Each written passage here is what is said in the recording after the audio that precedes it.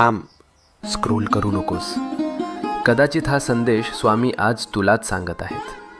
आपण सगळे प्रार्थना करतो ना, रात्री उशीवर डोकं ठेवल्यावर मनातलं सगळं देवाला सांगतो आणि मनापासून अपेक्षा करतो की उद्या काहीतरी बदल होईल. पण जेव्हा काहीच होत नाही तेव्हा मनात प्रश्न येतो, स्वामी ऐकतात का खरंच? ऐक, स्वामी नेहमी उत्तर देतात. फक्त उत्तराची वेळ आणि भाषा आपल्याला लगेच कळत नाही. जेव्हा काही आपल्या भल्यासाठी असतं तेव्हा स्वामी हो म्हणतात. जेव्हा ते आपल्याला दुखवणार असतं तेव्हा स्वामी नाही म्हणतात.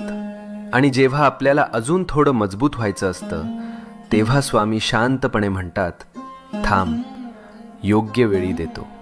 म्हणून हार मानू नको. तुझ्या प्रार्थनेचं उत्तर येतंय.